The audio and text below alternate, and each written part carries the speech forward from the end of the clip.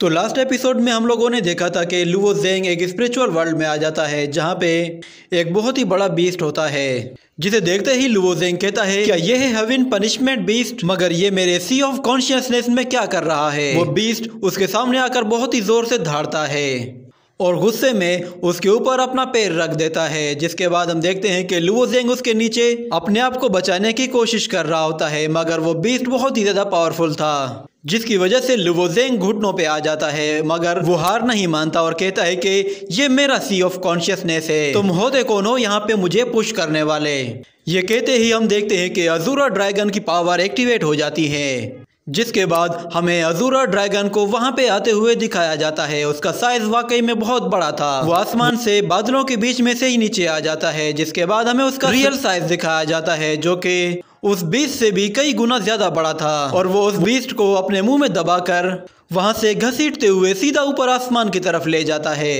ये देखकर लुवो ज़ेंग की आंखें खुली की खुली रह जाती हैं और उसी के साथ वो सी ऑफ कॉन्शियसनेस से बाहर आ जाता है, जिसके बाद वो कहता है कि वो हेवन पनिशमेंट ऑरा वो अचानक से गायब हो गया है। ये कहने के बाद वो उस बुक को उठाने की कोशिश करता है, मगर प्रिंसेस वहां पे आकर उसे रोक लेती है और कहती है क्या तुम मरना चाहते हो। तो प्रिंसेस को देखकर लुवो ज़ेंग एक तरफ खड़ा हो जाता है, जिसके बाद प्रिंसेस कहती है तुम यहाँ पे कैसे आ गए। तो ज़ेंग कहता है क्यों, क्या यहाँ पे कुछ मसला है।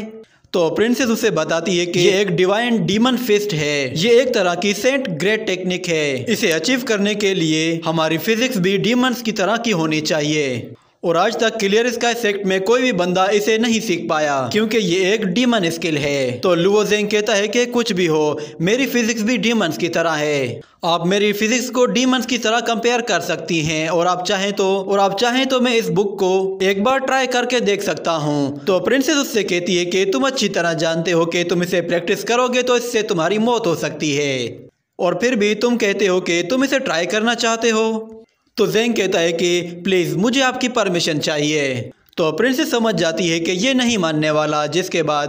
प्रिंसेस उससे बताती है कि हेवन डिवाइन फिस्ट को यहाँ पे इसीलिए रखा गया है ताकि हेवन पनिशमेंट बीस्ट को कंट्रोल किया जा सके, मगर मैं तुम्हारे लिए इतना कर सकती हूँ कि तुम्हें एक कॉपी दे सकती हूँ। ये कहने के बाद वो अपनी एनर्जी से उस बुक की एक कॉपी बना लेती है और ज़ेंग से कहती है कि इस बुक को बहुत ही अच्छे तरीके से पढ़ना, मगर हम देखते हैं कि उस बुक की कॉपी बनाने से उसे थोड़ी सी तकलीफ होने लगती है, जिसके बाद उस बुक की कॉपी उसके हाथ में आ जाती है जो कि वो लुवो ज़ेंग को देते हुए कहती है कि तुम्हें इसे पढ़ने में जल्दबाजी नहीं करनी। तो ज़ेंग वो बुक लेकर देखता है तो उसमें उस बुक का नाम डीमन डिवाइन फिस्ट लिखा होता है और ज़ेंग कहता है कि थैंक यू मैम, मैं इसे केयरफुली पढ़ूंगा। मगर फिर वो दिल ही दिल में कहता है कि हेवन पनिशमेंट बीस्ट को तो मेरे अज़ूरा ड्रैगन ने ही ख़त्म कर दिया था, मुझे लगता है कि शायद अब उसका मुझ पर कोई असर नहीं होगा। मगर दूसरी तरफ हम देखते हैं कि प्रिंसेस फिर से अपनी एनर्जी का इस्तेमाल करके शेल्फ से एक बुक बाहर निकाल लेती है और कहती है कि तुम किसी तरह उस डीमन डिवाइस फिस्ट के टॉम तक तो पहुंच चुके हो, मगर तुम्हें उसके अंदर एंटर करने के लिए अपनी सोल को और भी ज़्यादा स्ट्रॉन्ग बनाना होगा। इसके लिए वो उसे एक और बुक देती है, जिसके बाद वो कहती है कि ये बुक स्पेशली स्पिरिचुअल अटैक्स के लिए है और ये तुम पर काफी सूट करेगी, इसीलिए ये तुम्हें रखनी चाहिए। प्रिंसेस वो बुक उसे देखकर वहां से चली जाती है, जिसके बाद अगले सीन में हम लोगों को प्रिंसेस के महल में एक पूल को दिखाया जाता है जो कि वाकई में बहुत खूबसूरत था और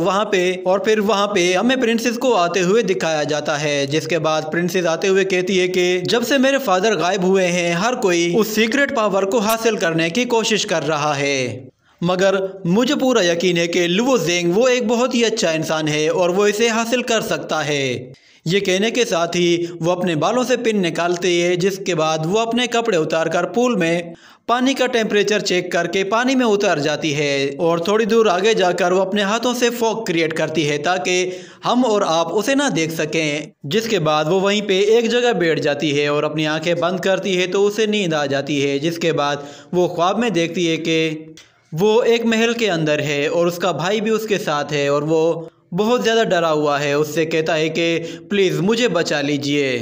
जिसके बाद हम देखते हैं कि उन्हें चारों तरफ से सिपाहियों ने घेरा हुआ होता है और वह प्रिंसेस उन सिपाहियों से कहती है कि मेरा फादर अभी वापस नहीं आया, इसलिए तुम्हें उनका ऑर्डर अभी भी मानना चाहिए और वैसे भी तुम्हारा नया क्राउन प्रिंस तुम्हारे सामने खड़ा है और तुम लोग उसके सामने अपनी तलवार सीधी कर रहे हो, क्या तुम लोग इसे वफादारी कहते हो? जिसके बाद हमें एक आदमी की आवाज़ सुनाई देती है जो कि बाहर से आता है और वो कहता है कि क्राउन प्रिंस अभी बहुत छोटा है और वो इस काबिल नहीं है कि वो इस सल्तनत को चला सके,